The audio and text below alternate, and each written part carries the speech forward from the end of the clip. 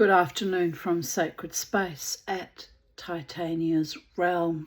It's Sunday the 21st of June 2025 and the time is 2:35 p.m. I've literally just stopped to read you a story. I'm still in the process of drying out. I had to patch up the cork, which has been a nightmare job. And I had to sand all around the edges, which I still didn't sand off all the paint stains. So, you know what? I can either paint over it or just bloody well leave it, I reckon. I'm exhausted. I've been going since I woke up this morning, which was about 9:30, I think. But I've sanded all the rough edges off and dripped resin. And as I said, I've been patching up. I've got 3 I'm patching up. Hope it works this time. Didn't quite work out the last time. These are my second attempts to patch these. So these are the 3 successes that's been patched to. It's not too noticeable though. So I made this little decoupage coasters, and I worried when I put all the glitter around. I even put little glitter on their nipples just for shits and giggles.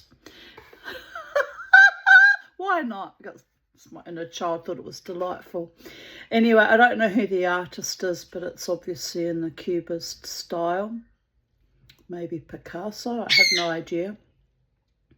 But I added embellishments, which when I they're kind of a glitter glue, and when they dried, all the sparkles had lost their sparkle, and I was worried that it was going to just have to be like that. I was a bit devastated. But now that I've poured the resin on and it's cured, took 24 hours to cure, all the sparkles are back doing what they should be doing, sparkling. So I'm very happy with how they've turned out. So that's one success. And then there's this one I made of a picture of a typewriter, because I'm meant to be a writer, but I write on Facebook something every day, usually when I wake up, but that's all I usually write. So I'm not really I'm not a published author or anything like that. I just write my weird little spiritual rantings and ravings or whatever comes to mind first thing in the morning. Sometimes it's a bit impressive, but sometimes I just, if I'm having a blah morning when I wake up and I just feel blah, I just take a note of the time and post my CPAP results, which is a bit boring, but just so I can keep track of, how I'm traveling on this healing journey with sleep apnea. Apparently I'm just going to have it for life and I just have to learn to live with it. But it's interesting to me when I put up the results to see how much it jumps around up and down from one night to the next. So a bit of a worry actually. It backslid to 4.0 events per hour, and I think last night was 0.9, so it's jumping quite a lot. But what does it mean in the broad scheme of things, except the machines jumpity, and each day I wake up I'm still alive and I'm still creative, people of Earth. So even though I only had very little sleep last night, 4.5 hours, I got busy finishing these off because I was so excited about the resin. I worry about getting it right, and I actually worried about the fumes. So, because I had to leave the reverse air conditioning, the heating component on 23 for 24 hours to cure this bloody resin. Trust me, I'd decide to do it in winter time, duh. But anyway, it was expensive having to leave the heater on all day and all night. But it's turned out brilliantly, it really has. But around about 2 or 3 in the morning, I had a panic attack that the fumes were going to kill me and the birds, which was a bit irrational since the birds are in a separate room and not exposed to it. But I just, with the smell of my mask, and I got this vague sense that the smell was permeating. So do you know what I did? I moved this like fabric snake actually that my daughter made to me to stop drafts. Put it along the door, the doorway to the heating lounge room where everything was being cured and, and created. And I'm trying to stop any fumes getting through. And then the first thing I did this morning when I realised it had worked was I threw open all the doors and windows to let all fresh air all through my living room, get rid of the remnant fumes from the, well, really resin is a kind of a plastic. I worried about that because I've had a fair bit of exposure in the last few days to fumes. I made these lovely scented candles and I didn't realise till I had it lit and I was sitting on top of them that there was a fair bit of fumage coming off from the artificial scents that was upsetting me. And well, that's not good. I'm making them to actually sell to people, so I'm going to make a note to people not to use them in an enclosed room and maybe just have them when you're outside and having a barbecue or something. I just don't like the fumes. So there was that. And what was the other thing? Oh yes, all the super gluing I've had to do in the last few days because I had to go back in and super glue all these down. They were stick on, but they weren't quite sticking. And of course I went back and super glued the little dots and the little, you know, sparkly embellishment there. So that was a fair bit of fumage, breathing that in. And then what was the third thing? I worried about the resin fumes. So I've had a panicky 3 or 4 days worrying about fumes, and honestly it must have had an effect on me because I couldn't sleep last night. Could not sleep for worry. So this is how I exist in the world, of making things but at the same time frightened of all the chemicals and everything that I'm making things with. Anyway, there's my typewriter, and look, I'm really glad I used that. It's a holographic paper, and I cut the heart out because that looks stunning when the light hits it. That one too. So I'm really loving these. I've put so much work into them. I'm exhausted. I don't need coasters actually. I need them like a hole in the head because I use these lovely, I buy the pieces in reverse garbage, pieces of, I don't know what they are, amalgamated rock or tile. This one's,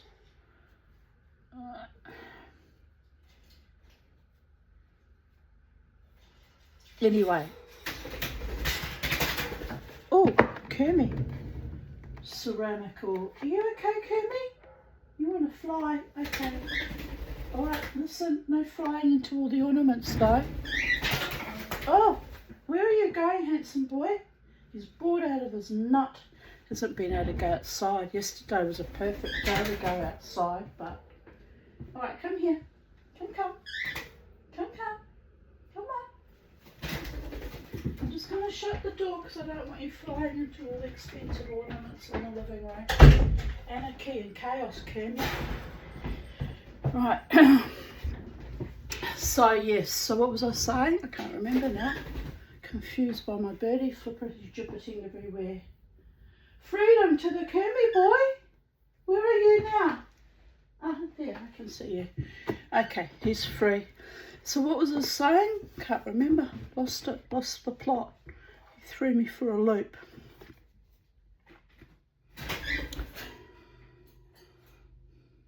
Worried about fumes.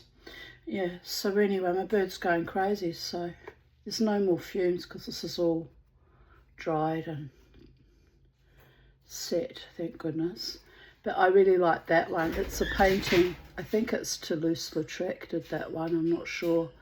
But this very senior looking woman peering at the opera. I just thought it gives me a feeling of like somebody observing, spying on someone, watching. So we've got that, the spying or the observing, and the typewriter. What are we going to write about? I've done a good job of the backs of these, patching them up. Can hardly tell. I mean, that one you can a bit, but oh well.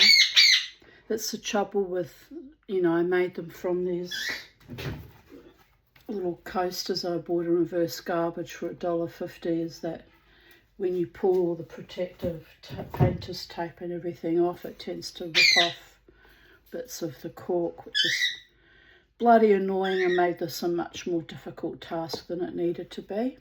But look, I really love these. I decided when I put all the embellishments on that I'd gone quite mad and that it was just OTT and psychedelic and just too much, but now it's not too much. I love them. I absolutely love them.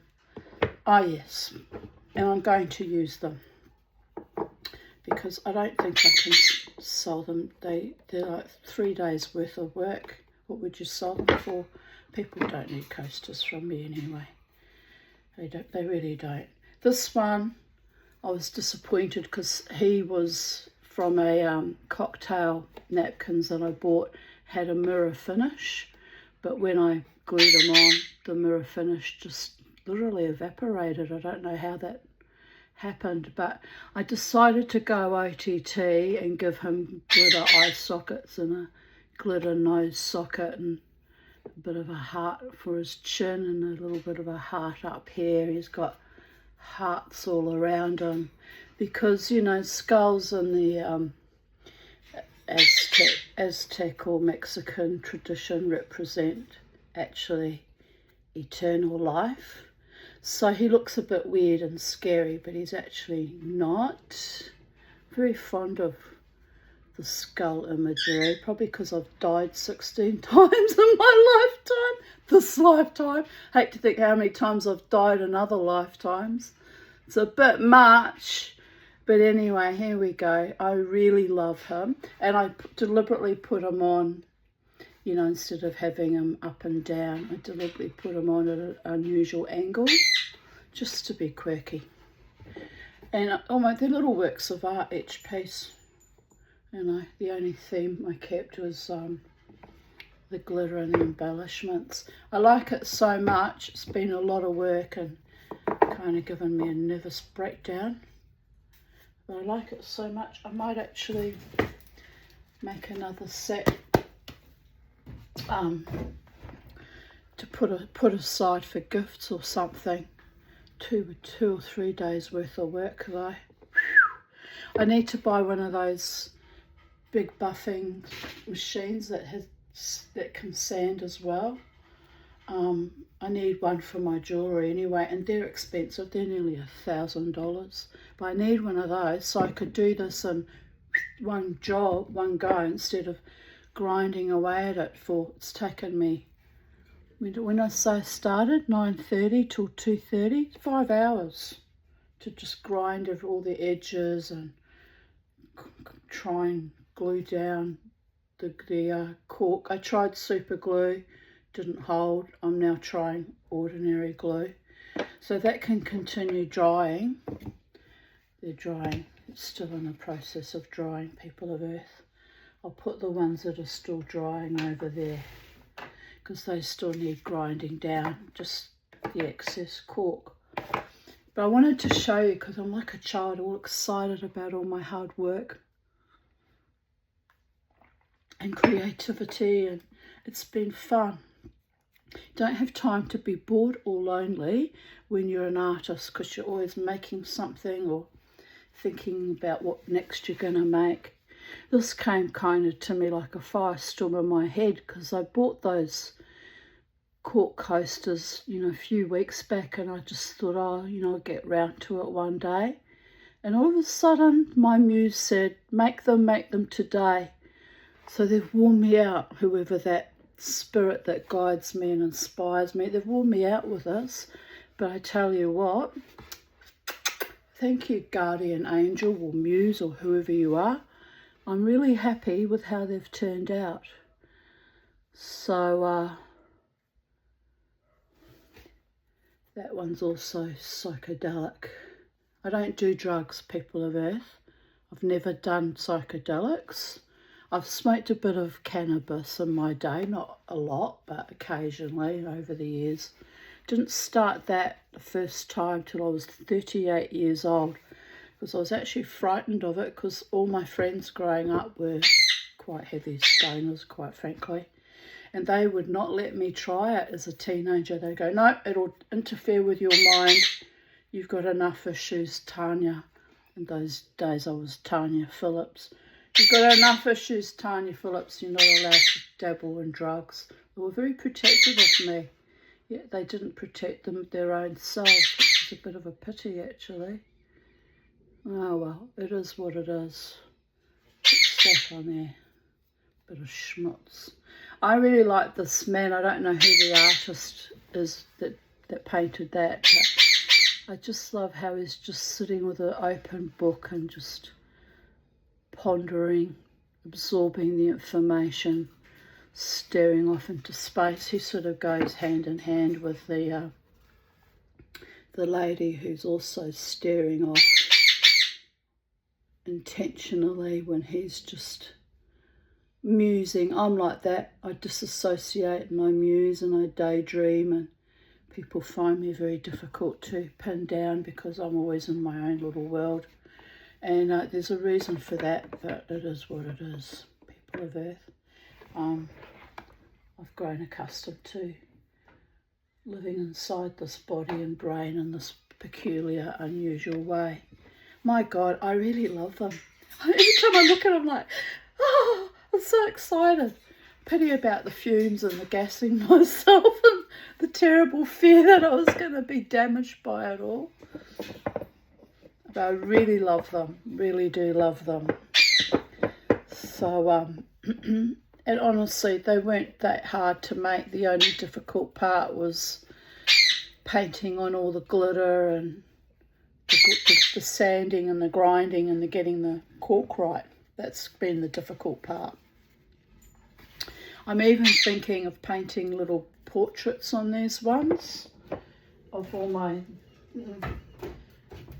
dead pets, or in a moment of triumphant viciousness on my part, painting photos of all my dead or still living dead shit former lovers, and then every time I put my cup down I can go but that's just mad. But it'd be a bit of fun actually, painting them up, see if I remember what they look like after all this time.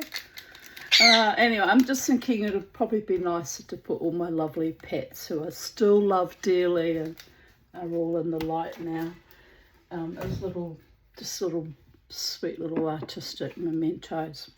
Right, here's the last one to show you.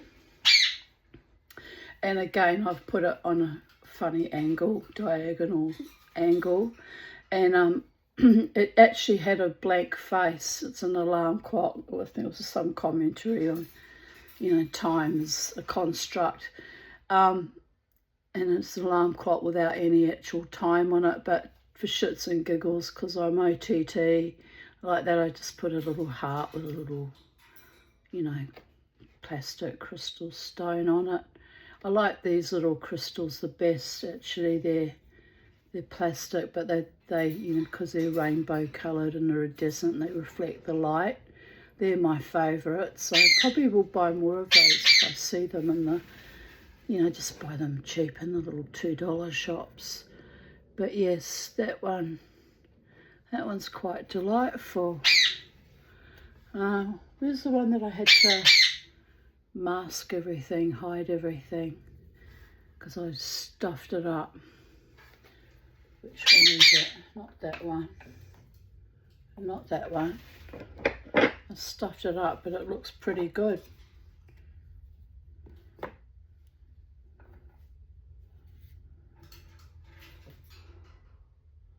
Can't find it now. That's a bit odd. Oh, this one. So this one, I had to sprinkle little bits of glitter around and put all the little glitter sequins to cover up the mess I'd made of the plastic stone. It just had all, it went opaque, got a bit of, what did it get on it? Anyway, something, acetone or something made it go funny, so I glued these on to hide the bodginess. So I'm getting good at finding ways to make things work for me. and I just carried on the theme down there, so it kind of matched. This one I just left plain, and that one I left plain. But anyway, there you go, the mama tea. The mama tea's been a very busy mama tea. It's because I have time. I have time and I don't get constant interruptions like I used to get. And it's lonely, but on the other hand, gives me time to forge ahead with projects and have things all looking very nice. So we're 20 minutes in, and I think that I still want to continue reading the story, which is why I started making this video. Just going to move that over there. I had it sitting up on my little IKEA chair, but I'm just a bit precious about them not getting damaged since I've worked so hard for them. Everything I make, I hand make, I really prize and cherish, because I know how much effort I've put into it, how much work's gone into it. Other people wouldn't give a flying fuck, but I do. And here's another wonderful thing I finished a few days ago, already put to work. So it's all happening in a far out way. Everything here in this house, you know, a lot of the things I have made myself or embellished myself. I'm very proud of myself, actually. Do you know that growing up, my parents, particularly my mother, who was particularly savage, she's a narcissist, used to tell me that I was stupid and insane and useless and worthless. I didn't use those words per se, the useless and worthless words, but they were sort of, you know, all tied up with the stupid and insane part. So I made it my mission in life, after one of my near deaths, I think it was the suicide attempt in 2015, to prove to myself that I'm not worthless and useless, and that I can create beautiful things. Although I knew that even when I was a young woman, when I got married, I was making the beautiful tapestry weavings, which is another project I want to begin. That will be a long project, because a weaving takes 3 to 6 months to make. But I've made all the wool with all my spinning. I've made plenty of wool. So, but anyway, I was always put down and made to feel somehow not worthy or somehow inadequate. And that extended even to my sexuality, which is why I got so dreadfully upset about being played for a fool with the last man, because that was a profound evil, given, you know, they've known me for 15 years. They know that I have self-esteem issues and that I haven't had luck in love, and they knew I'd get terribly excited if they just paid me that little bit of attention. It was, why would you even do that to someone? It's just evil beyond worlds. But never mind. I've regained my power in that Tuesday, sometime on Tuesday, probably late morning, I'm going to get on a bus and ride to Brisbane City, and I'll go to Ann Street to the Birth, Deaths and Marriages, and I'm going to pay that $220.90, which is going to leave me very short for money for the fortnight. But fuck it, I'm reclaiming my power. I'm going to take back my energy, my name. It's a title really, but anyway, have a new name, and co-create with the gods even more, even with the in that case sparkly nipples. They're the only ones that got sparkly nipples, because everything else was not open for extra interplay, except maybe the skull getting what looks like a goatee in the form of a heart. You just got to have a sense of humour about things, don't you? But anyway, I'll be reclaiming all my self-esteem and power as a woman which will make me a little bit dangerous, darlings, because I won't be compromising and I won't be settling for less and I won't be accepting any more bullshit from any more dickheads in whatever form they present themselves to me, because I'm done, people of Earth. That last fiasco with the Metro North dentists reminded me not to let bullies or people who think they're somehow better than you because they have, you know, a lucrative career, take away my right to safety, sanity, happiness, freedom, comfort, ease, and a measure of peace. So on that story, let us continue. Chapter 4, Catch That Rabbit.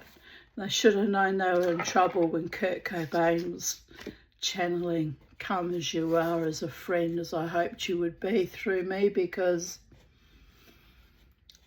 it says it how it really is, doesn't it?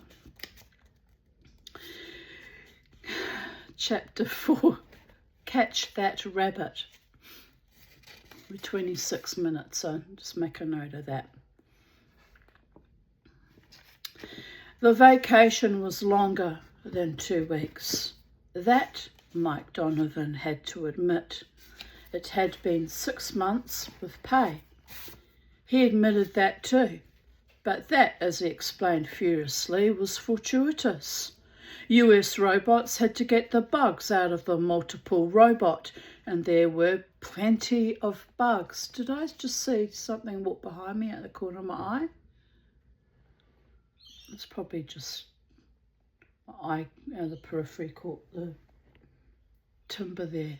Did look like, felt like someone walked behind me. Oh dear goddess, this is what lack of sleep does to the psychedelic dreamer. Blasts her open wide psychically. So if any weird channelings or weird things get said, don't mind me. It's partially me, but partially my spirit people. So it can be a bit odd at times. I hope that spirit person, whoever they were, are happy with the coasters I made, which they were nagging me. Make those coasters. And I had no even idea what I was going to do to decorate them. It just happened naturally and organically. Even I laughed about the over-the-top psychedelic swirling holograms, but I've always liked beautiful, shiny holograms. Because life is ultimately a fucking hologram if you believe in the simulation theory. But tell that to someone who's having a tooth ripped out of their head by students who are screaming into your face, do you want to wait? Do you want to wait? And then telling you how smart you are and all that psychological operational torture and the incredible pain when they were grinding right down into my jaw. Dear goddess. Then complain that I burned through all the anaesthetic. No, that wasn't them. That was the other lady that did the root canal surgery. Evil it all really was when I look back on it. Profound fucking evil, but this is our world now, and I have no choice but as a shaman, a witch and a Jew, but to continuously survive it. Right.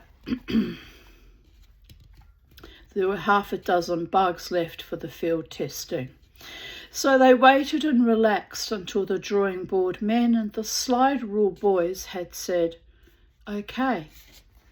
And now he and Powell were out on the asteroid, and it was not okay. He repeated that a dozen times with a face that had gone beady. You can tell he's a redhead. For the love of Pete, Greg, get realistic. What's the use of adhering to the letter of the specifications? Excuse me. And watching the test go to pot.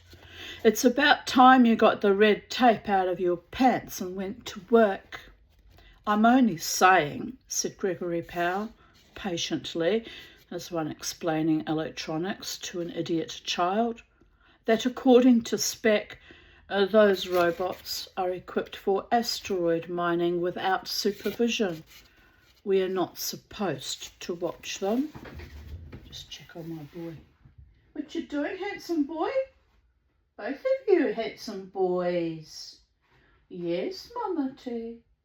We know that we're pretty boys. We're the very pretty boys. The kinds you do take home to Mama. Proud to have my pretty birdie boys. I had to leave them alone together while I was in the other room grinding and sanding back and making things, because I thought if I leave them outside loose, it's a bit of a segue, I know, sorry, but my IKEA lamp, I don't even know if it can be replaced. Kermie chewed through the cord yesterday, and we're very fortunate that the power was switched off, or he would have electrocuted himself. You had a near close shave with death yesterday, Kermie. It's just, yes, you ruined my lamp that hangs over the bookshelf, but you could have died if you chewed through that bling thing and the power was on. You could have gone, psst. You could have been Kentucky Fried Indian ringneck. Delicious, nutritious, tastes just like chicken. Not that I'd eat them. I was quite upset, not just about the lamp, but the fact that he could have really hurt himself. And all that happened, I was here at this chair, and he was doing that without me realising behind my back. So that was while I was in the room present. So I better not trust them when I go off into the other room. I better, lock them in together. They've been very good today, haven't they, Kermie? Have you been a good birdie? So I spent hours yesterday stripping all the copper out of those wires with the intention of waste not, want not, melting them down to make a copper bangle or something. It's a bit hard to melt copper. You've got to get it to a very high temperature. But I've done it before. I've got my Smith little torch now, so I can do it again. But again, that's a job that has to be done when the birdies are not in the room because toxic fumes. Preferably, I prefer to do it outside actually, which means I'd have to carry both the oxygen and the gas tank outside to do it, and it's a hassle. So one day it'll happen when I'm in the mood, when my muse nags me to do it like they sometimes do, demand that I make things. Demand that I make things. Right.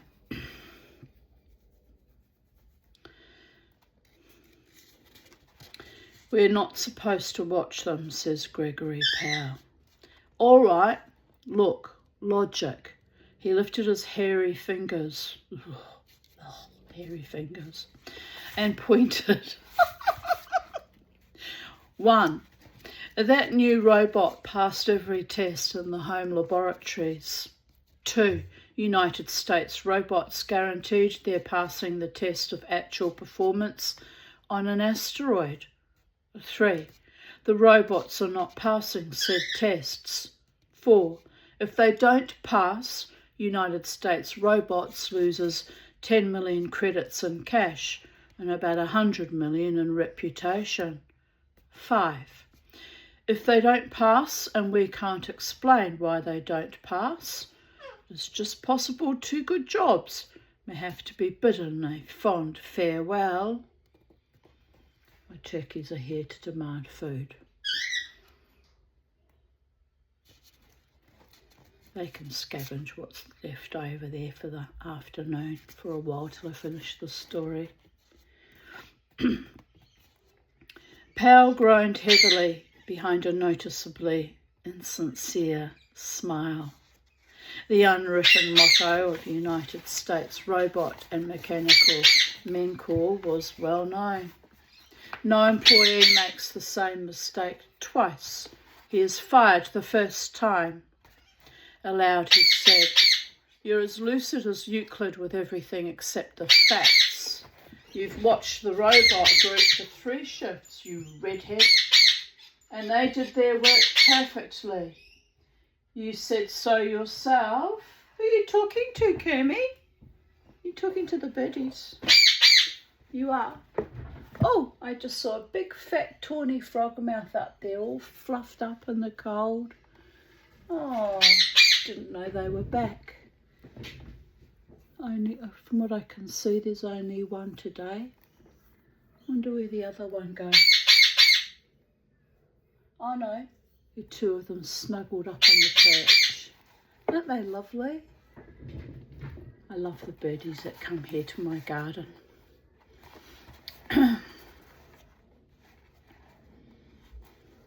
Find out what's wrong, that's what we can do. So they did work perfectly when I watched them, but on 3 different occasions when I didn't watch them, they didn't bring in any ore. They didn't even come back on schedule. I had to go after them. And was anything wrong? Not a thing, not a thing. Everything was perfect, smooth and perfect as the luminiferous ether. Only one little insignificant detail disturbed me. There was no ore. The pal scowled at the ceiling and pushed at his brown moustache. "I'll tell you what, Mike, we've been stuck with pretty lousy jobs in our time, but this takes the iridium asteroid. The whole business is complicated past endurance. Look, that robot, DV5, has 6 robots under it, and not just under it, they're part of it." "I know that." "Shut up," said Pal savagely. "I know you know it, but I'm just describing the hell of it. Those 6 subsidiaries are part of DV5 like your fingers are part of you, and it gives them their orders neither by voice nor radio, but directly through positronic fields. Now, there isn't a roboticist back at United States Robots that knows what a positronic field is or how it works, and neither do I, and neither do you." "The last," agreed Donovan, philosophically. "I know." "Then look at our position. If everything works, fine. If anything goes wrong, we're out of our depth, and there probably isn't a thing we can do, or anybody else. But the job belongs to us and not to anyone else, so we're on the spot, Mike." He blazed away for a moment in silence. Then, "All right, have you got him outside?" "Yes." "Is everything normal now?" "Well, he hasn't got religious mania, and he isn't running around in a circle spouting Gilbert and Sullivan. So I suppose he's normal." Donovan passed out the door, shaking his head viciously. Powell reached for the handbook of robotics that weighed down one side of his desk to a near founder and opened it reverently. He had once jumped out of the window of a burning house dressed only in shorts and the handbook. In a pinch, he would have skipped the shorts. The handbook was propped up before him when robot DV5 entered, with Donovan kicking the door shut behind him. Powell said somberly, "Hi, Dave. How do you feel?" "Fine," said the robot. "Mind if I sit down?" He dragged up the specially reinforced chair that was his and folded gently into it. Powell regarded Dave. Laymen might think of robots by their serial numbers.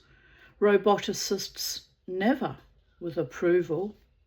It was not overmassive by any means, in spite of its construction as thinking unit of an integrated 7-unit robot team. It was 7 feet tall and a half-ton of metal and electricity. A lot? Not when that half-ton has to be a mass of condensers, circuits, relays and vacuum cells that can handle practically any psychological reaction known to humans. And a positronic brain, which, with 10 pounds of matter and a few quintillions of positrons, runs the whole show. Watched an interesting show about AI in the future, about a child AI robot creature that had developed special powers even by robotic standards, and it was called The Creator. It was quite intense. I wasn't fully watching it because I was also, what was I doing? Sidetracked with something else. But anyway, it didn't have my full attention, but it was a very clever theory about sentient robots and being able to telepathically communicate, and all sorts of things came into it actually. Yes, it was quite intense, and it identified itself as, it knew it was a robot, but it was a child. And then at one point, I'm ruining the story for you. Watch it, you'll enjoy it. It was quite intense. Lots to think about. Almost made me wonder if I've been unwise to not communicate with AI chatbots and learn how to operate AI, if I might be left behind in the future. But I'm just determined, people of Earth, to remain human and mortal and not be influenced or under the draconian control of something that is not human and way smarter than us, so can outthink our strategies way ahead of us. Sometimes I have a philosophy in life that's helped me survive actually. That is, the only way to win is not to play. Although that left me out of the workforce and left me out of relationships, I missed out on many things, but I kept my integrity and my own personal dignity and honour. Sometimes not playing in a grotty, undermining, sabotaging, vicious gameplay is the only way to survive. What are you doing, handsome boy? Are you going to come and see the mama tea? Come on then. Come and sit on my shoulder. Come on. It's time you guys toned down and became friendly with me. The Bodhisattva says so, that's why. He's like hell, mama tea. Charlie used to sit on my shoulder. I got a video that came up on my memories last night of Charlie sitting in my hand, being all snuggly. Yes, you could be snuggly too. You're not a snuggle bucket, are you? You're an independent man. All my men are so independent that they forget that I need love too. Oh, smallest violin. Oh, you have to laugh. Do I care? No, I make paintings with glitter nipples. Well, I didn't make the painting. I make coasters from paintings and I put glitter on their nipples. Oh, I laughed so much every time I look at that. I'm like, you cheeky girl, what's become of you? Why are you so cheeky? Because I'm choosing not to play in ordinary, everyday human endeavours. Not playing vicious, tawdry little games. Come on, little boy. You're very active this afternoon. Are you a happy bird? Are you having a fluff? Are you a fluff like HR Puffin stuff? All right.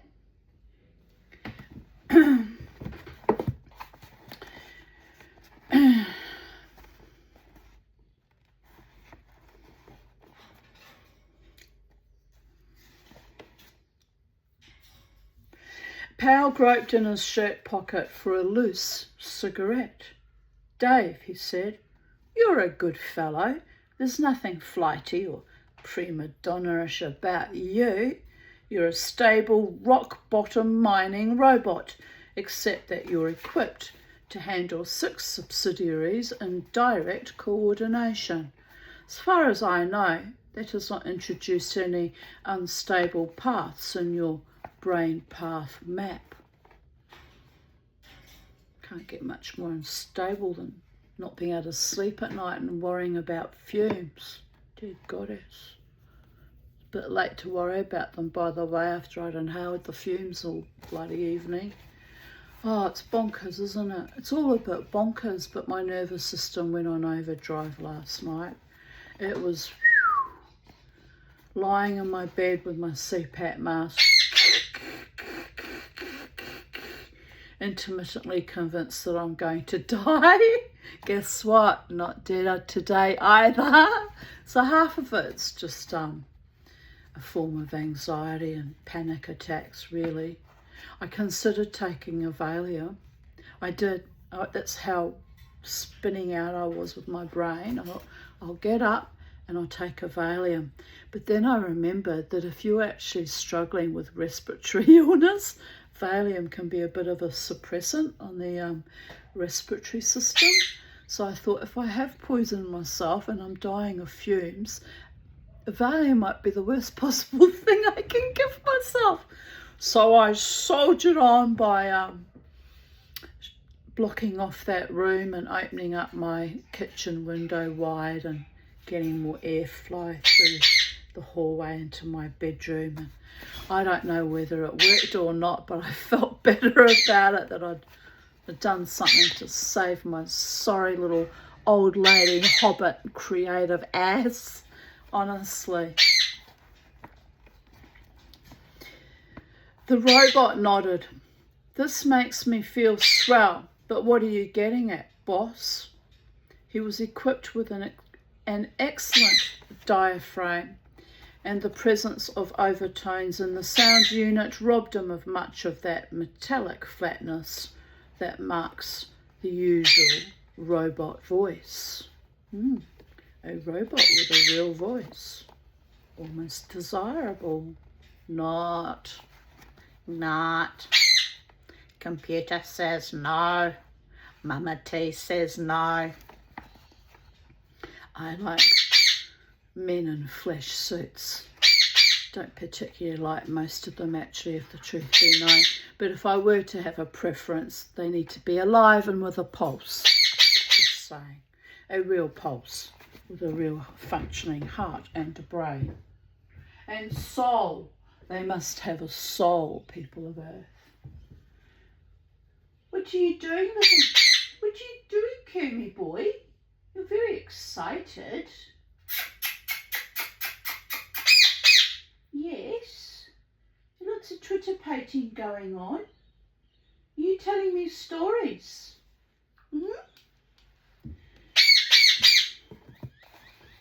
The tawny frogmouths are up there trying to sleep. You're keeping them awake, Kermie. He doesn't care about that, do you, Kermie? He's on his swing now. Right. I'm going to tell you, with all that in your favour, what's wrong with your job. For instance, today's big shift. Dave hesitated. As far as I know, nothing. You didn't produce any ore. I know. Well then, Dave was having trouble. I can't explain that, boss. It's been giving me a case of nerves, or it would if I let it. My subsidiaries worked smoothly. I know I did.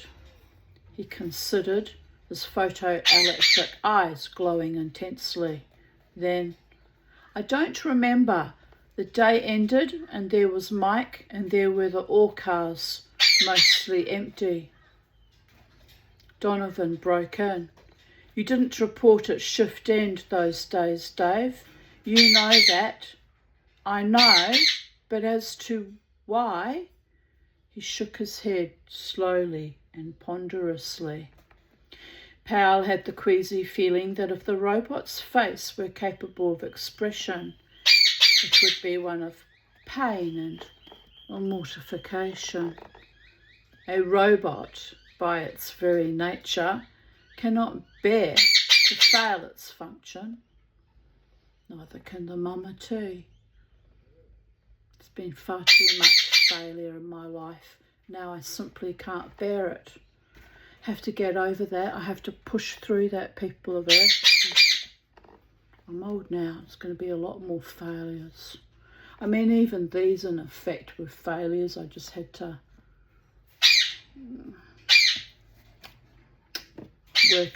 work it, babies.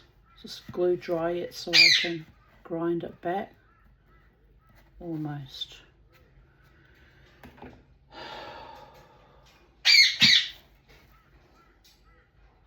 When in doubt, smile, smile, smile, smile. Dear Goddess.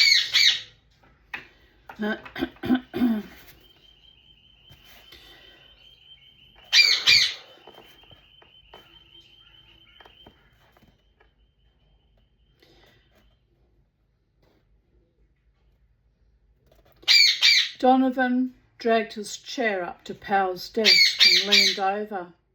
Amnesia, do you think? Can't say, but there's no use in trying to pin disease names on this. Human disorders apply to robots only as romantic analogies. They're no help to robotic engineering. He scratched his neck. I hate to put him through the elementary brain reaction tests. It won't help his self-respect any. He looked at Dave thoughtfully and then at the field test outline given in the handbook. He said, "See here, Dave, what about sitting through a test? It would be the wise thing to do." The robot rose. "If you say so, boss." There was pain in his voice. It started simply enough. Robot DV5 multiplied 5 place figures to the heartless ticking of a stopwatch. He recited the prime numbers between 1,000 and 10,000. He extracted cube roots and integrated functions of varying complexity. He went through mechanical reactions in order of increasing difficulty and finally worked his precise mechanical mind over the highest function of the robot world, the solutions of problems in judgment and ethics. At the end of 2 hours, Powell was copiously besweated. Donovan had enjoyed a none too nutritious diet of fingernail, and the robot said, "How does it look, boss?" Powell said, "I've got to think it over, Dave. Snap judgments won't help much. Suppose you go back to the C shift. Take it easy. Don't press too hard for quota just for a while, and we'll fix things up." The robot left. Donovan looked at Powell. "Well?" Powell seemed determined to push up his moustache by the roots. He said, "There is nothing wrong with the currents of his positronic brain." "I'd hate to be that certain." "Oh, Jupiter, Mike. The brain is the surest part of a robot. It's quintuple checked back on Earth. If they pass the field test perfectly, the way Dave did, there just isn't a chance of brain misfunction. That test covered every key path in the brain." "So where are we?" "Don't rush me. Let me work this out. There's still the possibility of a mechanical breakdown in the body. That leaves about 1,500 condensers, 20,000 individual electric circuits, 500 vacuum cells, 1,000 relays, and umpty thousand other individual pieces of complexity that can be wrong. And these mysterious positronic fields no one knows anything about. Listen, Greg, Donovan grew desperately urgent. I've got an idea. That robot may be lying. Robots can't knowingly lie, you fool. Now, if we had the McCormack-Wesley tester, we could check each individual item in his body within 24 to 48 hours. But the only two MW testers existing are on Earth, and they weigh 10 tons, are on concrete foundations, and can't be moved. Isn't that peachy? Donovan pounded the desk. But Greg, he only goes wrong when we're not around. There's something sinister about that. He punctuated the sentence with slams of fist against desk. Funny, because I did that earlier, didn't I? Well, sometimes you've just got to punctuate. Punk. Not that I'm aggressive, really. Not really aggressive. Assertive and defensive and self-protective. Resilient. Courageous. Sometimes those things get mistaken for aggression, people of Earth. It is what it is. As my dear old dad used to say, one of the few things from my father that I still abide by. I never started a fight in my life, but I damn well finished every motherfucking one of them, except for the ones that for safety's sake I had to walk away from, just because the only logical step in that instance was not to play someone else's Machiavellian fucked up game. But I don't walk away lightly. I like to reach completion and finish a fight that I did not start by nature. It's odd, isn't it? Programming by our fucked up parents and their fucked up tapes from their fucked up parents, and on we go and on we go.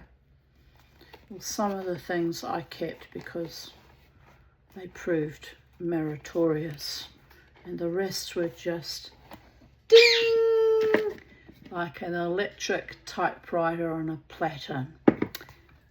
Ding! We'll just shuck that off, motherfuckers. Anyway, all the people that stymied my potential and treated me badly are all gone now, so it's probably why I'm starting to heal and get happier again. It's been a long, hard, complicated grief, I must say. Right. You, said Pal, slowly, make me sick. You've been reading adventure novels. What I want to know, shouted Donovan, is what we're going to do about it. Pardon me, I had some chocolate and it's repeating on me, savagely repeating on me. Rollo chocolate with caramel. Why is that repeating on me? Illogical.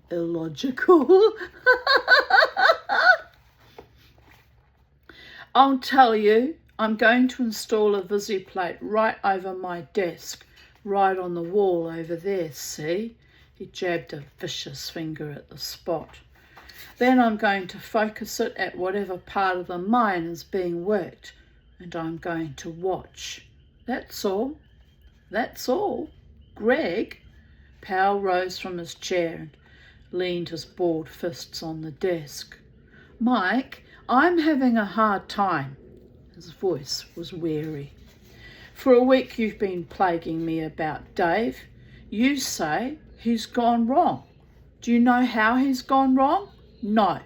Do you know what shape this wrongness takes? No. Do you know what brings it on? No. Do you know what snaps him out? No. Do you know anything about it? No. Do I know anything about it? No. So what do you want me to do? Donovan's arm swept outward in a vague, grandiose gesture. You got me. So I tell you again, before we do anything toward a cure, we've got to find out what the disease is in the first place. The first step in cooking rabbit stew is catching the rabbit. Well, we've got to catch that rabbit. Now get out of here. Donovan stared at the preliminary outline of his field report with weary eyes. For one thing, he was tired, and for another, what was there to report while things were unsettled? He felt resentful. He said, Greg, we're almost 1,000 tons behind schedule.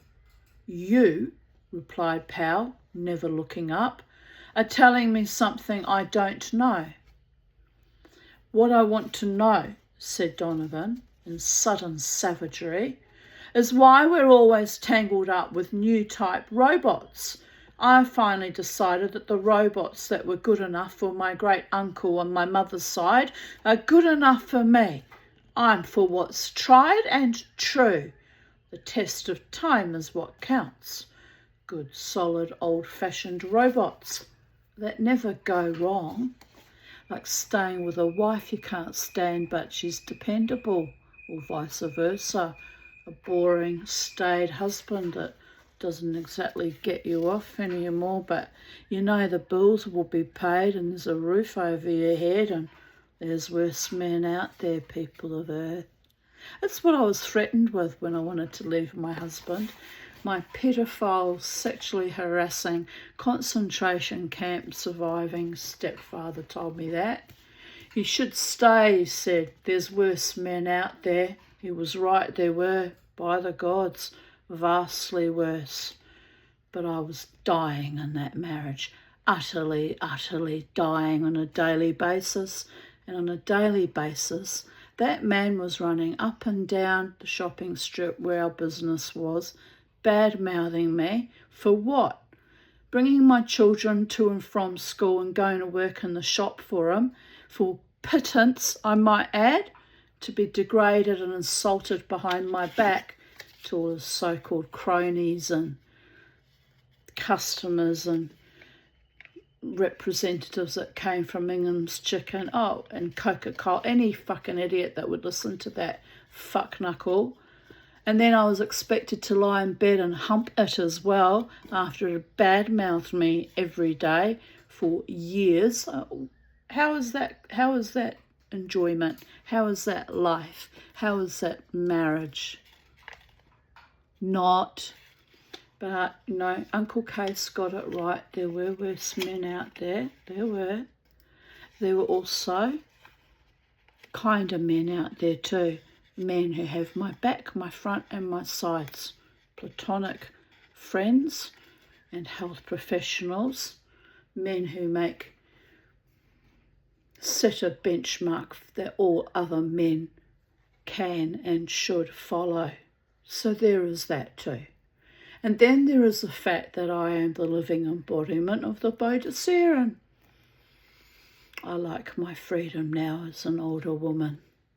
I paid a heavy price for it, but I like to be doing my own thing, making my zany little creative output, struggling financially very badly at the moment because all the money I had to shell out, like for glasses last week and on Tuesday for the name change and all these bureaucratic extortions. But once that's done and dealt with, hopefully I'll be able to save a bit of money and get out of the shit again. Oh, let's hope so. Raise the vibration. You ready? Oh. Well, anyway, I need a new passport because it'll cost $265 for the change in name for that, because I've still got 7 years on the passport. Otherwise it was going to be 400, over 400. By the gods, it's evil, isn't it? How we're extorted just to have our own identity and freedom of movement. It's just pure evil. I mean, I get that the bureaucrats that deal with your paperwork need to be paid too, but so much bloody money. It's outrageous. But anyway, it's my little vent for the day. On we go with the story.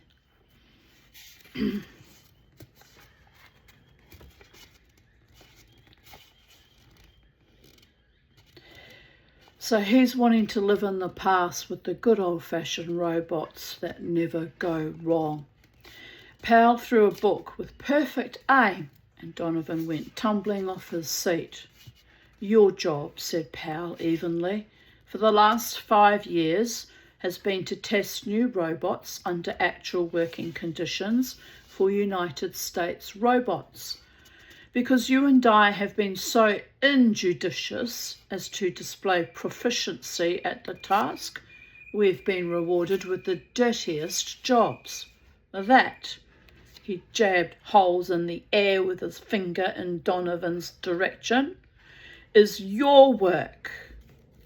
I've been griping about it from personal memory since about 5 minutes after United States robots signed you up. Why don't you resign? Well, I'll tell you. Donovan rolled onto his stomach and took a firm grip on his wild red hair to hold his head up. There's a certain principle involved. After all, as a troubleshooter, I've played a part in the development of new robots. There's the principle of aiding scientific advance. But don't get me wrong, it's not the principle that keeps me going. It's the money they pay us. Greg! Powell jumped at Donovan's wild shout, and his eyes followed the redheads to the visi plate, where they goggled in fixed horror. He whispered, Holy howling Jupiter! Donovan scrambled breathlessly to his feet. Look at them, Greg. They've gone nuts. I'm going to go nuts if this bloody thing doesn't work out. All that work for what? Waste of time and energy. For flaming coasters. It's not like it's going to put food on my table this week, is it? All this whimsy, flimsy whimsy for the mimsy. It's all a bit of a shimmy and a shake and a cosmic piss take. Thanks, guardian angel that insisted I make them. They just wanted to see if I'd do it, didn't they? Wanted to see if I'd follow orders. Always testing me, they are, the spirits and human beings. Always testing my integrity and my power as a woman. It gets a bit wearing on the bloody nerves, if the truth be known, but it is what it is. Well, I think I passed this particular test. I think they're a bit happy with me. I'm exhausted. Hopefully I'll sleep tonight. Donovan scrambled breathlessly to his feet. Look at them, Greg. They've gone nuts. I'll go nuts if I don't calm down soon, by the gods. I really will go knucking futs. The back of my head, I'm being instructed to knit up a little fairy jacket for make an Oberon fairy and use Beauregard's fur that I used that I spun into wool for the jacket. I might actually do that, spirit. You know, don't really need another fairy if truth be known, but it'll be sentimental, made with all the bits of beautiful wool from my beloved pet. So there is that. Who's that marching down the road with great gusto and confidence? Some young woman.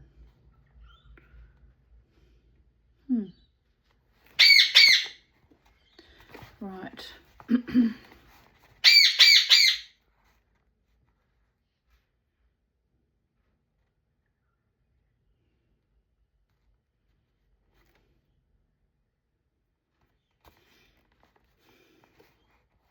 Powell said, "Get a pair of suits. We're going out there." He watched the posturings of the robots on the visiplate. They were bronzy gleams of smooth motion against the shadowy crags of the airless asteroid. There was a marching formation now, and in their own dim body light, the rough-hewn walls of the mine tunnel swam past noiselessly, checkered with misty, erratic blobs of shadow. They marched in unison, 7 of them, with Dave at the head. They wheeled and turned in macabre simultaneity.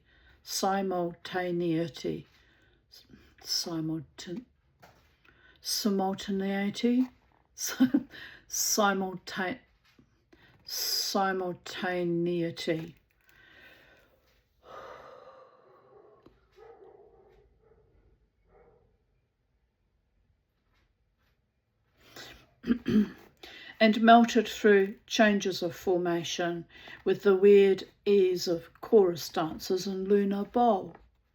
Donovan was back with the suits. "They've gone jingo on us, Craig. That's a military march." "For all you know," was the cold response. "It may be a series of calisthenic exercises. Or Dave may be under the hallucination of being a dancing master. Just you think first, and don't bother to speak afterward either." Donovan scowled and slipped a detonator into the empty side holster with an ostentatious shove.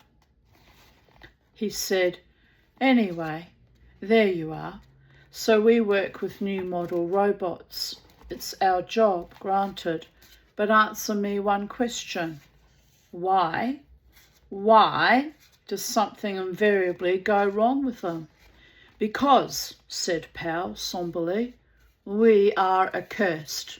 Let's go." See how many more pages we've got to go. I'm tired, people of Earth. I'm really tired. We've had a few segues and 26 minutes of me chatting about my creativity. So let's be fair here. I owe you a longer story than what I feel like giving right now. By the goddess. If you can just give a little more, babies, come to my channel. Watch me sleep deprived and insane. I better not do that. I might actually succeed in hypnotising someone and I don't know what I'm doing. Oops. If you feel the urge to scratch your ass while dancing on one spot as fast as you can, it's because of me. Not really. I'm joking about that.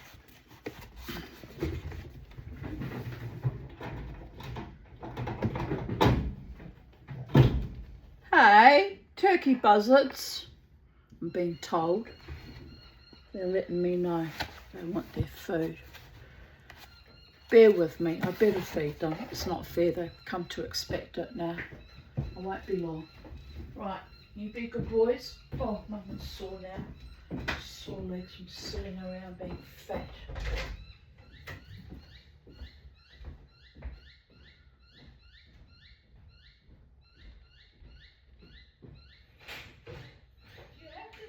On the roof like maniacs when you want something.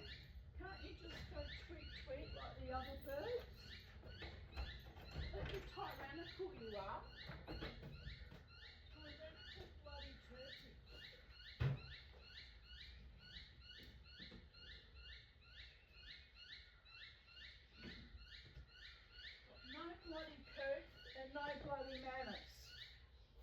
say to that bird? He says, but Mama, I was hungry. I was a hungry bird. Alright, here you go. Now, can you just all of you behave now?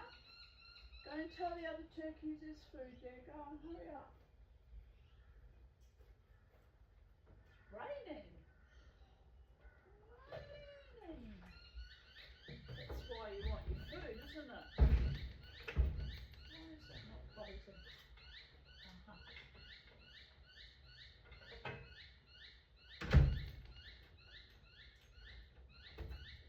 Hungry birdie. Mama might move that out of the rain actually. It's alright, no, come on. Over here. Come on, over here. I'm just moving it out of the rain. You don't want wet seeds. Wet seeds are not nice.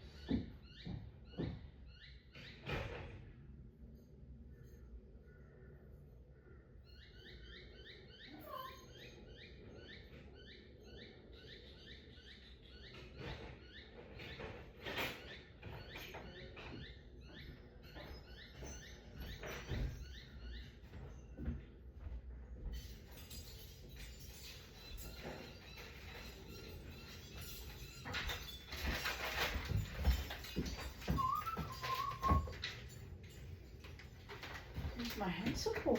You know, kissy for the mama? Kisses, where's the little bud?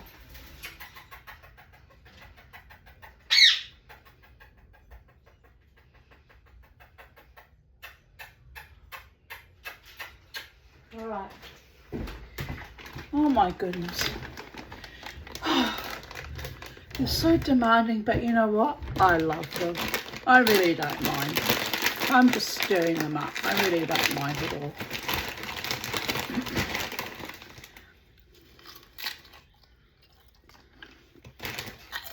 Right, people of Earth, let us continue.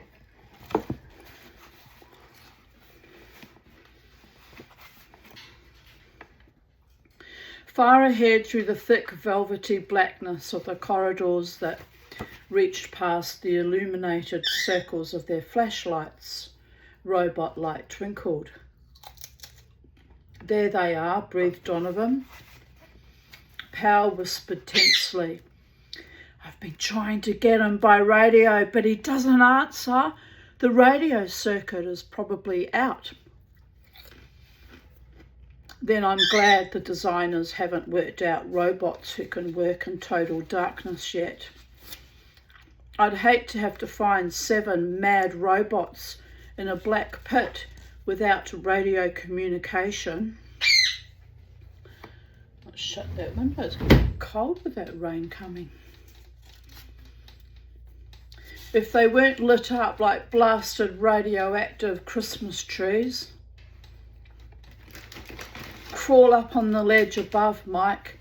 They're coming this way, and I want to watch them at close range. Can you make it? Donovan made the jump with a grunt. Gravity was considerably below Earth normal, but with a heavy suit, the advantage was not too great, and the ledge meant a near 10-foot jump. Powell followed. The column of robots was trailing Dave single file. In mechanical rhythm, they converted to double and returned to single in different order. It was repeated over and over again, and Dave never turned his head. Dave was within 20 feet when the play acting ceased. The subsidiary robots broke formation, waited a moment, then clattered off into the distance, very rapidly. Dave looked after them, then slowly sat down. He rested his head in one hand in a very human gesture. His voice sounded in Powell's earphones. Are you here, Are you here, boss? Powell beckoned to Donovan and hopped off the ledge.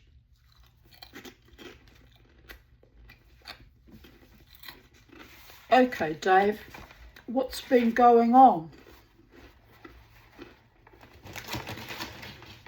The robot shook his head. I don't know. One moment I was handling a tough outcropping in Tunnel 17, and the next I was aware of humans close by, and I found myself half a mile down Mainstem. Where are the subsidiaries now? Asked Donovan.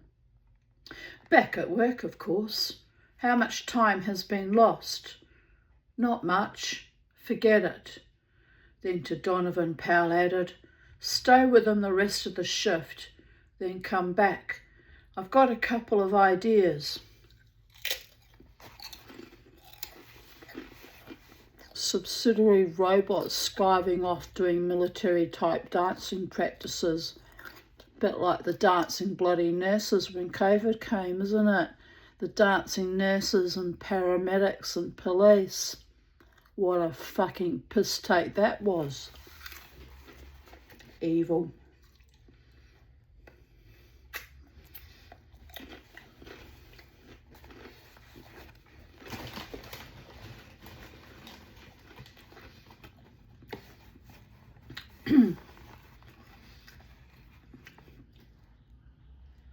It was 3 hours before Donovan returned. He looked tired. Powell said, how did it go? Donovan shrugged wearily. Nothing ever goes wrong when you watch them. Throw me a butt, will you? The redhead lit it with exaggerated care and blew a careful smoke ring.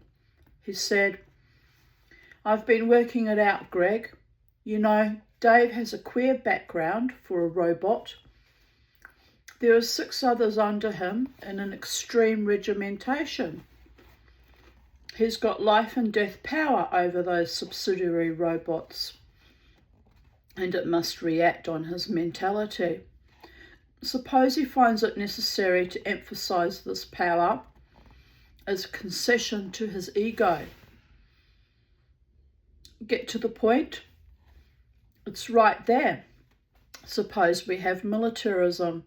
Suppose he's fashioning himself an army. Suppose he's training them in military manoeuvres.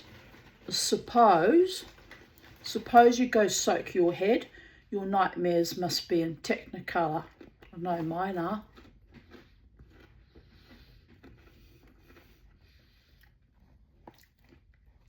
You're postulating a major aberration of the positronic brain. If your analysis were correct, Dave would have to break down the first law of robotics, that a robot may not injure a human being or, through an action, allow a human being to be injured. What about those robots that ran amok in that laboratory in Japan? What about that, people of Earth? What about the ones they've trained to be assassin, like mercenary soldiers that they're already probably unleashing on the world somewhere on Earth?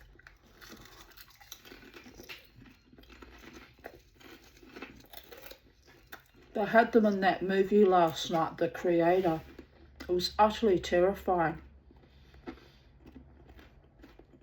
More terrifying than actual policemen or SWAT teams. Really was quite frightening.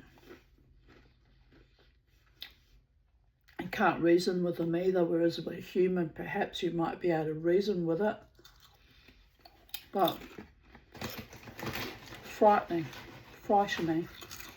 Meanwhile, the psychedelic dreamer who doesn't do drugs but dreams in Technicolor must continue with the story. By all the gods. The type of militaristic attitude and domineering ego you propose must have at the end point of its logical implications domination of humans.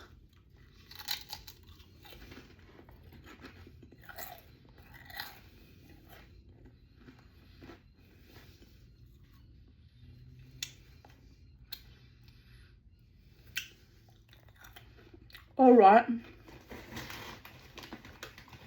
How do you know that isn't the fact of the matter?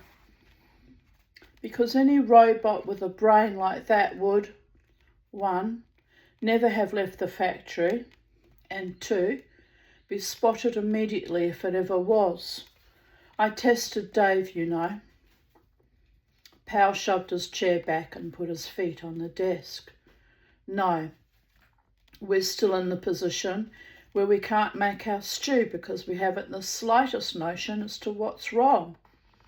For instance, if we could find out what that dance macabre we witnessed was all about, we would be on the way out. He paused. Now listen, Mike, how does this sound to you? Dave goes wrong only when neither of us is present, and when he is wrong, the arrival of either of us snaps him out of it. I once told you that was sinister. Don't interrupt. How is a robot different when humans are not present? The answer is obvious. There's a larger requirement of personal initiative. In that case, look for the body parts that are affected by the new requirements. Golly, Donovan sat up straight, then subsided. No, not enough. It's too broad. It doesn't cut the possibilities much. Can't help that. In any case, there's no danger of not making quota. We'll take shifts watching those robots through the visor. Any time anything goes wrong, we get to the scene of action immediately. That will put them right.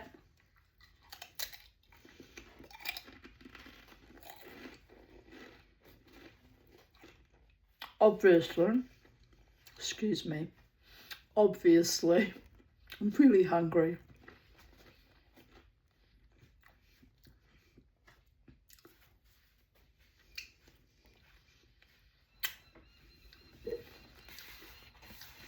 We've got to locate the error in makeup and correct it. And we've got 10 days to do it in. Pal scratched his head. The trouble is, well, you had better look at the blueprints yourself. The blueprints covered the floor like a carpet, and Donovan crawled over the face of them, following Pal's erratic pencil.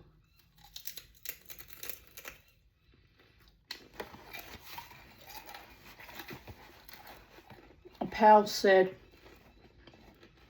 here's where you come in, Mike. You're the body specialist, and I want you to check me. I've been trying to cut out all circuits not involved in the personal initiative hookup. Right here, for instance, is the trunk artery involving mechanical operations. I cut out all routine side routes as emergency divisions. He looked up. What do you think? Donovan had a very bad taste in his mouth.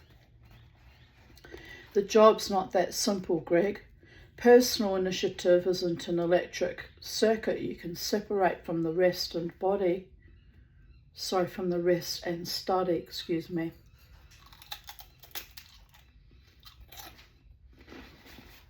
When a robot is on his own,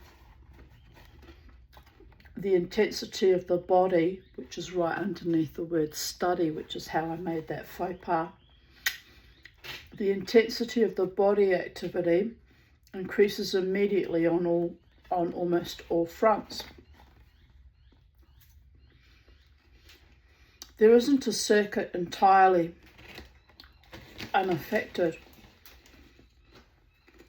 What must be done is to locate the particular condition, a very specific condition that throws them off, and then start eliminating circuits. Pal got up and dusted himself. All right, take away the blueprints and burn them.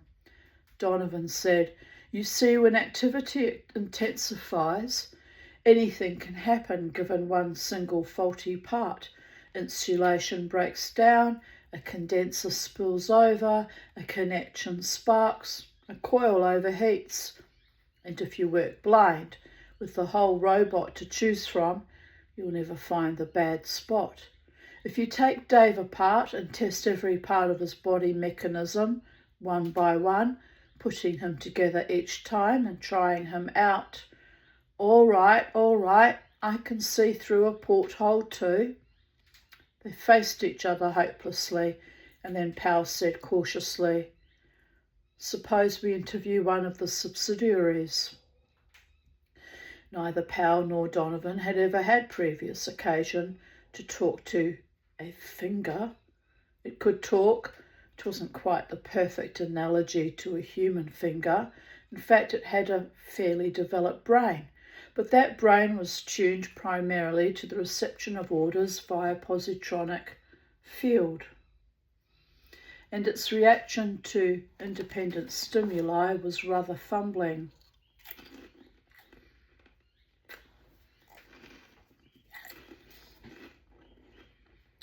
Nor was Powell certain as to its name. Its serial number was DV5-2, but that was not very useful. He compromised. Look, Powell, he said, I'm going to ask you to do some hard thinking, and then you can go back to your boss. The finger nodded its head stiffly. I'm joking about that, but did not exert its limited brain power on speech. Now, on 4 occasions recently, Powell said, your boss deviated from brain scheme. Do you remember those occasions? Yes, sir. Donovan growled angrily. He remembers. I tell you, there is something very sinister. Oh, go bash your skull. Of course the finger remembers. There is nothing wrong with him. Powell turned back to the robot. What were you doing each time? I mean the whole group. The finger had a curious air of reciting by rote, as if he answered questions by the mechanical pressure of his brain pan, but without any enthusiasm whatever. He said, the first time we were at work on a difficult outcropping in Tunnel 17 Level B. The second time, we were buttressing the roof against a possible cave-in. The third time, we were preparing accurate blasts in order to tunnel farther without breaking into a subterranean fissure. The fourth time was just after a minor cave-in. What happened at these times? It is difficult to describe.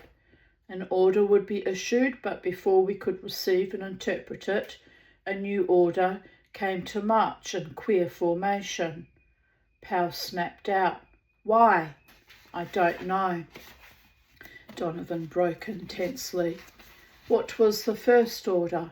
The one that was superseded by the marching directions? I don't know. I sensed that an order was sent, but there was never time to receive it. Could you tell us anything about it? Was it the same order each time? The finger shook his head unhappily. I don't know. Powell leaned back. All right, get back to your boss. The finger left with visible relief.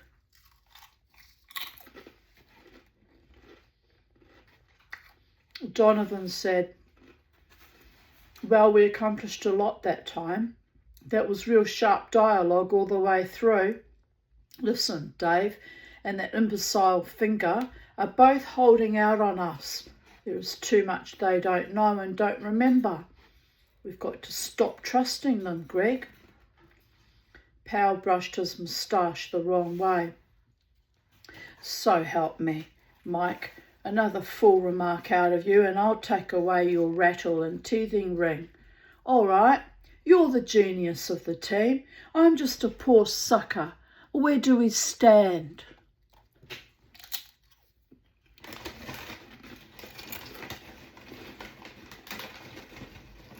Right behind the 8 ball.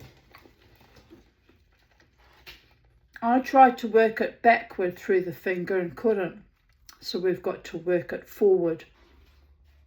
A great man, marvelled Donovan. How simple that makes it. Now translate that into English, Master.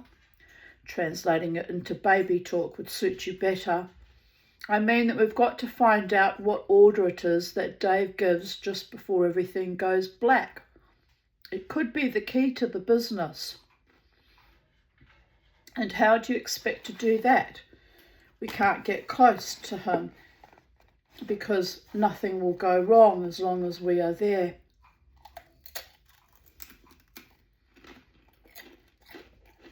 We can't catch the orders by radio because they are transmitted via this positronic field.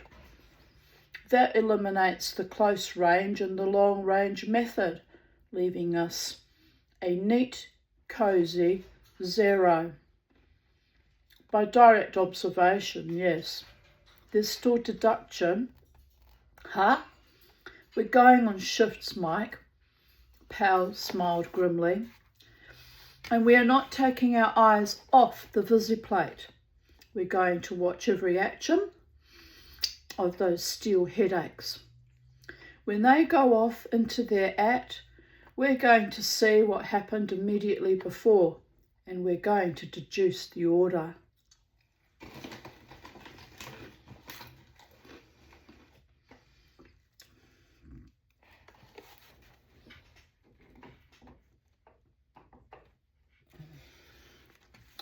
Donovan opened his mouth and left it that way for a full minute.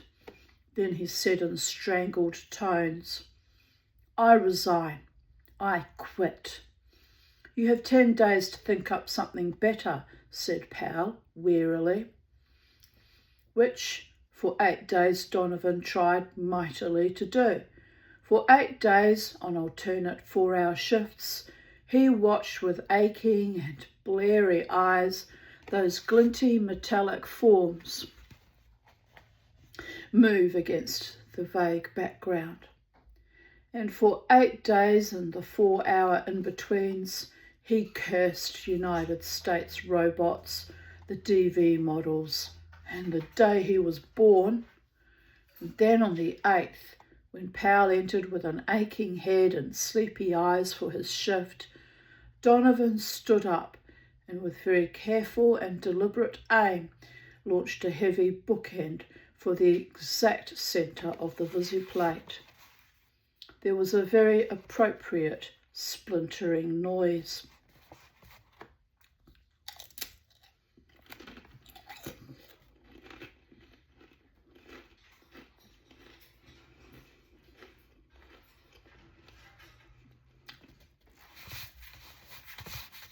I want to go and see the movie Odysseus. It's playing at the Dendy Cinema. I really love the story of Odysseus, or Ulysses, who was also called Ulysses by Homer. It's one of my favourite Greek epics, so I want to see the movie. I think it'd be wonderful. I've got very little money and I don't get paid until Tuesday. So I guess it could wait until Tuesday, maybe go and celebrate getting my name changed, documents lodged by going to the movies when I come back. I'm tempted to go tonight because it's kind of cold and a bit rainy and it's a nice thing to do, go to the movies. I went for the first time in a long time to see Disclosure Day. And I'm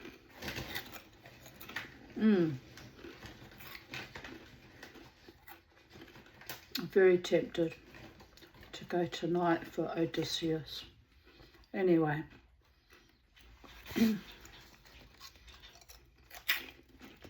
that just popped into my head randomly apropos of nothing, so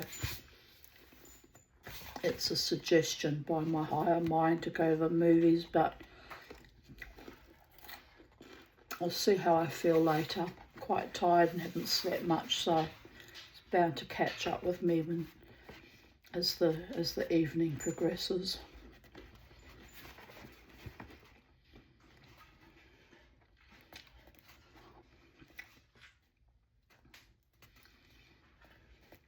Because, said Donovan almost calmly, I'm not watching it anymore. We've got 2 days left and we haven't found out.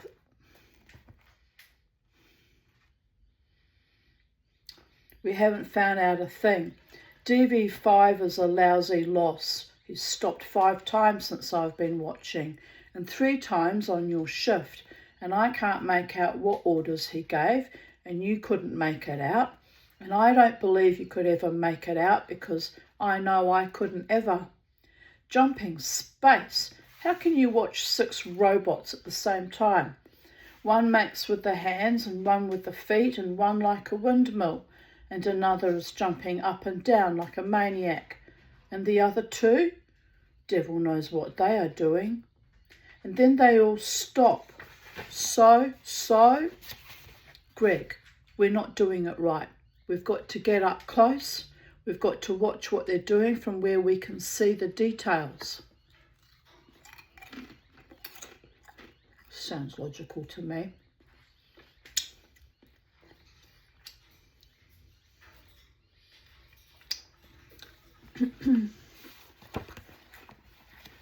Powell broke a bit of silence.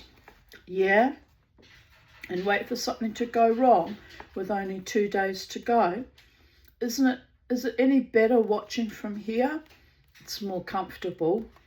Ah, but there's something you can do there that you can't do here. What's that? You can make them stop at whatever time you choose, and while you're prepared and watching to see what goes wrong. Powell startled into alertness. How's that? Well, figure it out yourself. You're the brains, you say. Ask yourself some questions. When does DV5 go out of whack? When did that finger say he did? When a cave-in threatened, or actually occurred? When delicately measured explosives were being laid down? When a difficult seam was hit? In other words, during emergencies?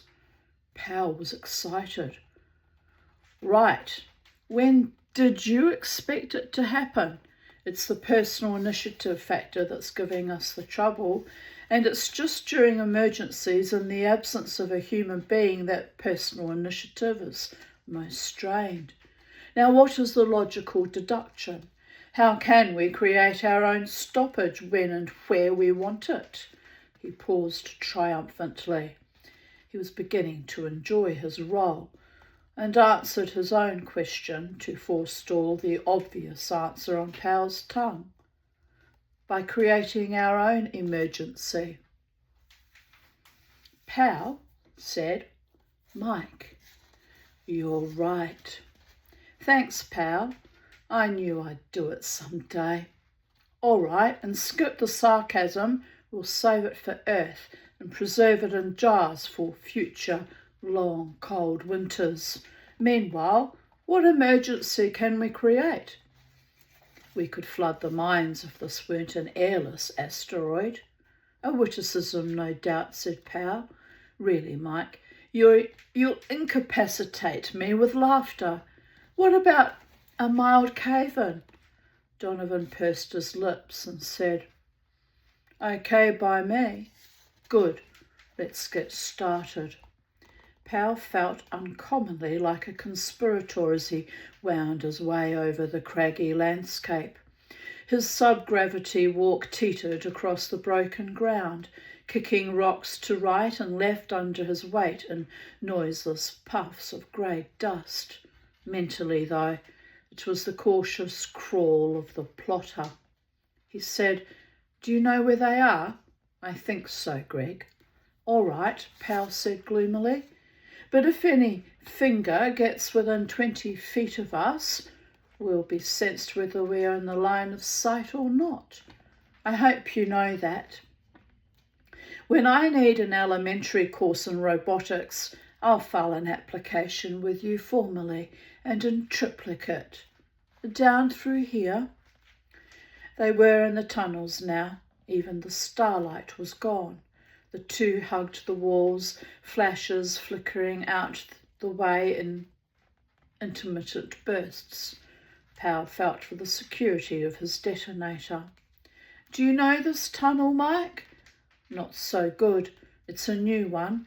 I think I can make it out from what I saw in the visiplate, though. Interminable minutes passed, and then Mike said, "Feel that?" There was a slight vibration, thrumming the wall against the fingers of Powell's metal-encased hand. There was no sound, naturally. "Blasting. We're pretty close. Keep your eyes open," said Powell. Donovan nodded impatiently. It was upon them and gone before they could seize themselves, just a bronze glint across the field of vision. They clung together in silence. Powell whispered, "Think it sensed us?" "Hope not, but we'd better flank them. Take the first side tunnel to the right." "Suppose we miss them altogether?" "Well, what do you want to do? Go back?" Donovan grunted fiercely. "They're within a quarter of a mile. I was watching them through the visiplate, wasn't I? And we've got 2 days. Oh, shut up. You're wasting all your oxygen. Is this a side passage here?" The flash flicked. "It is. Let's go." The vibration was considerably more marked, and the ground below shuddered uneasily. "This is good," said Donovan. "If it doesn't give out on us, though." He flung his light ahead anxiously. We could touch the roof of the tunnel with a half upstretched hand, and the bracings had been newly placed. They could touch the roof of the tunnel. Donovan hesitated. "Dead end, let's go back." "No, hold on." Powell squeezed clumsily past. Is that light ahead?" "Light? I don't see any. Where would there be light down here?" "Robot light." He was scrambling up a gentle incline on hands and knees. His voice was hoarse and anxious in Donovan's ears. "Hey, Mike, come up here." There was light. Donovan crawled up and over Powell's outstretched legs. An opening. Yes, they must be working into this tunnel from the other side now, I think. Donovan felt the ragged edges of the opening that looked out into what the cautious flashlight showed to be a larger and obviously main stem tunnel. The hole was too small for a man to go through, almost too small for 2 men to look through simultaneously. "There's nothing there," said Donovan. "Well, not now, but there must have been a second ago, or we wouldn't have seen light." "Watch out!" The walls rolled about them, and they felt the impact. A fine dust showered down. Powell lifted a cautious head and looked again. "All right, Mike. They're there." The glittering robots clustered 50 feet down the main stem. Metal arms laboured mightily at the rubbish heap brought down by the last blast. Donovan urged eagerly, "Don't waste time. It won't be long before they get through, and the next blast may get us." "For Pete's sake, don't rush me." Powell unlimbered the detonator, and his eyes searched anxiously across the dusky background, where the only light was robot light, and it was impossible to tell a projecting boulder from a shadow. "There's a spot in the roof, see it? Almost over them. The last blast didn't quite get it. If you can get it at the base, half the roof will cave in." Powell followed the dim finger. "Check. Now fasten your eyes on the robots and pray they don't move too far from that part of the tunnel. They're my light sources." "Are all 7 there?" Donovan counted. "All 7. "Well then, watch them. Watch every motion." His detonator was lifted and remained poised while Donovan watched and cursed and blinked the sweat out of his eye. It flashed.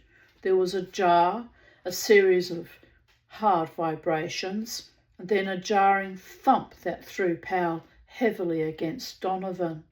Donovan yelled, "Greg, you threw me off. I didn't see a thing." Powell stared about wildly. "Where are they?" Donovan fell into a stupid silence. There was no sign of the robots. It was dark as the depths of the river Styx.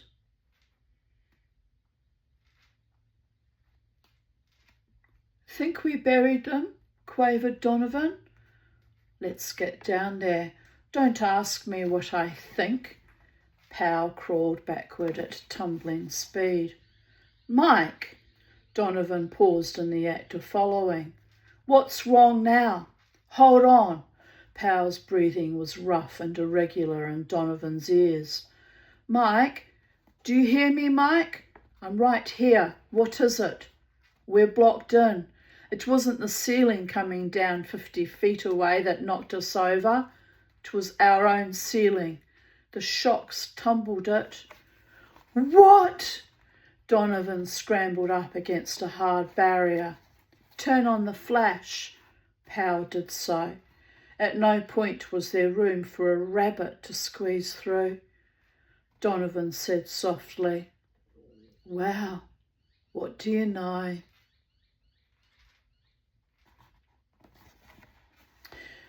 They wasted a few moments and some muscular power in an effort to move the blocking barrier. Powell varied this by wrenching at the edges of the original hole. For a moment Powell lifted his blaster, but in those close quarters a flash would be suicide and he knew it. He sat down. "You know, Mike," he said, "we've really messed this up. We are no nearer finding out what's wrong with Dave.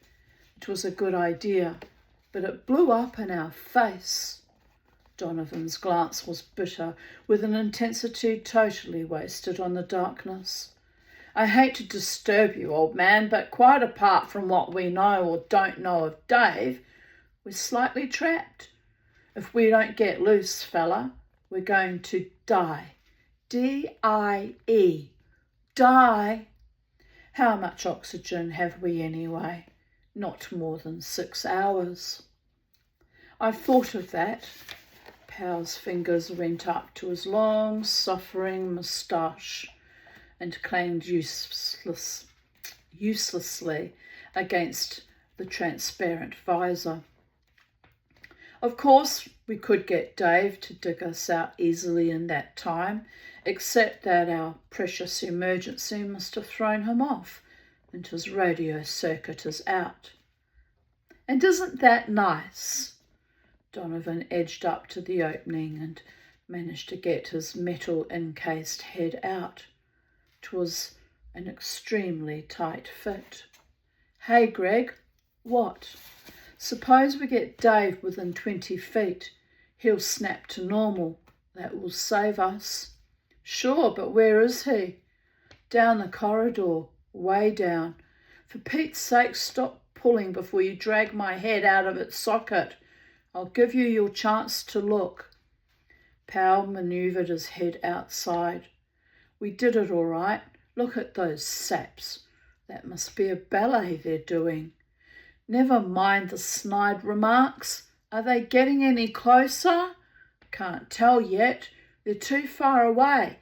Give me a chance." "Pass me my flash, will you? I'll try to attract their attention that way." He gave up after 2 minutes. "Not a chance. They must be blind. Uh-oh, they're starting toward us. What do you know?" Donovan said, "Hey, let me see." There was a silent scuffle. Powell said, "All right," and Donovan got his head out. They were approaching. Dave was high-stepping the way in front, and the 6 fingers with a weaving chorus line behind him. Donovan marvelled. What are they doing? That's what I want to know. It looks like the Virginia Reel, and Dave's a major domo, or I never saw one. Oh, leave me alone with your descriptions, grumbled Pal. How near are they? Within 50 feet and coming this way. We'll be out in 15 minutes. Huh? Hey! What's going on? It took Pal several seconds to recover from his stunned astonishment at Donovan's vocal gyrations. Come on, give me a chance at that hole. Don't be a hog about it. He fought this way upward, but Donovan kicked wildly. They did an about face, Greg. They're leaving. Dave! Hey! Dave! Pal shrieked. What's the use of that, you fool? Sound won't carry. Well then, panted Donovan, kick the walls, slam them, get some vibration started. We've got to attract their attention somehow, Greg, or we're through. He pounded like a madman. Pal shook him.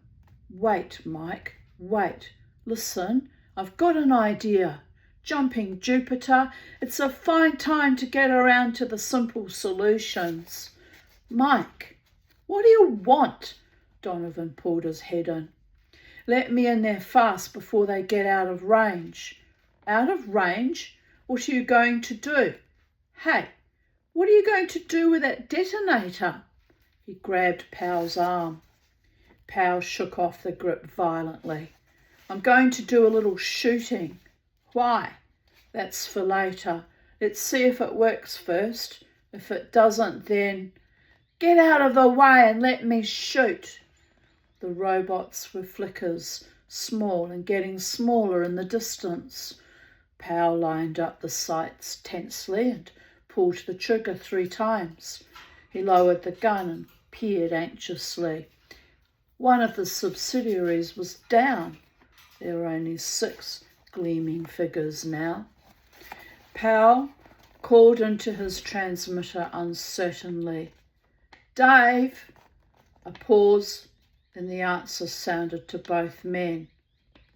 Boss? Where are you? My 3rd subsidiary has had his chest blown in. He's out of commission. Never mind your subsidiary, said Pal. We're trapped in a cave-in where you were blasting. Can you see our flashlight? Sure, we'll be right there. Pal sat back and relaxed. That, my Fran, is that. Donovan said very softly with tears in his voice. All right, Greg, you win. I bare my forehead against the ground before your feet. Now don't feed me any bull. Just tell me quietly what it's all about. Easy. It's just that all through we missed the obvious, as usual. We knew it was the personal initiative circuit, that it always happened during emergencies, but we kept looking for a specific order as the cause. Why should it be in order? Why not? Well, look, why not a type of order? What type of order requires the most initiative? What type of order would occur almost always only in an emergency? Don't ask me, Greg. Tell me. I'm doing it. It's the 6-way order. Under all ordinary conditions, 1 or more of the fingers would be doing routine tasks requiring no close supervision, in the sort of offhand way our bodies handle the routine walking motions. But in an emergency, all 6 subsidiaries must be mobilised immediately and simultaneously. Dave must handle 6 robots at a time, and something gives. The rest was easy. Any decrease in initiative required, such as the arrival of humans, snaps them back. So I destroyed one of the robots. When I did, He was transmitting only the 5-way orders. Initiative decreases. He's normal. How did you get all that? Demanded Donovan. Just logical guessing. I tried it and it worked. Are you in your cage, little Kumi boy? I can hear scuffling. Oh, yes, you're in your cage. Are you ready to go to bed? Are you a sleepy birdie boy? Oh, soon we're going to go to sleep, birdie boys. Another day in paradise. Another night, another day.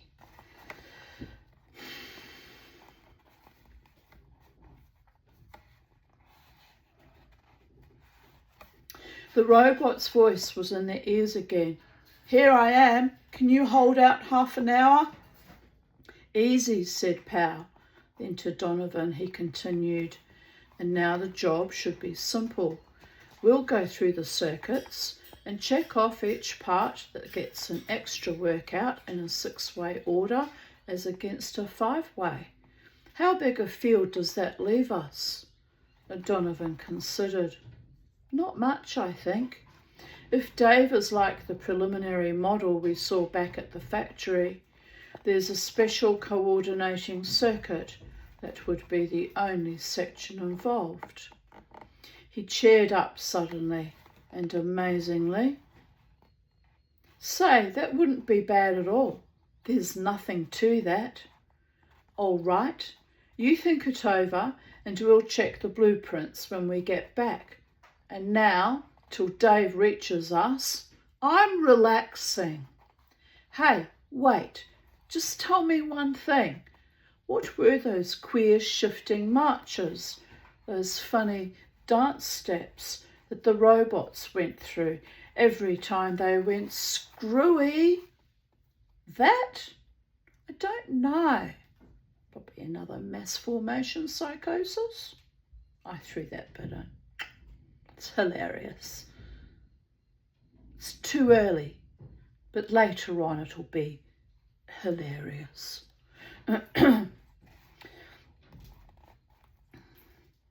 That, I don't know, but I've got a notion. Remember those subsidiaries were Dave's fingers? We were always saying that, you know. Well, it's my idea that in all these interludes, whenever Dave became a psychiatric case, he went off into a moronic maze, spending his time twiddling his fingers. As Susan Calvin talked about Powell and Donovan with unsmiling amusement, but warmth came into her voice when she mentioned robots. It didn't take her long to go through the Speedies, the Cuties and the Daves, and I stopped her. Otherwise she would have dredged up half a dozen more. I said, Doesn't anything ever happen on Earth? She looked at me with a little frown. No, we don't have much to do with robots in action here on Earth. Oh, well, that's too bad. I mean, your field engineers are swell, but can't we get you into this? Didn't you ever have a robot go wrong on you? It's your anniversary, you know. And so help me. She blushed. She said, robots have gone wrong on me. Heavens, how long it's been since I thought of it. Why, it was almost 40 years ago. Certainly. 2021. And I was only 38. Oh my, I'd rather not talk about it. I waited, and sure enough she changed her mind. Why not, she said. It cannot harm me now. Even the memory can't. I was foolish once, young man. Would you believe that? No, I said. I was, but Herbie was a mind-reading robot. What? Only one of its kind, before or since. A mistake somewheres. And thus concludes chapter 4. I'll be back no doubt soon in the space-time continuum with chapter 5, which is titled A Liar. Right. Have a beautiful afternoon, evening, morning, night, wherever you are on planet Earth and the spiraling blue marble. Keep an eye on all your fingers. Make sure all 10 digits are functioning, and mine are a bit sore after all that dremeling and grinding and sanding and filing and getting this schmick.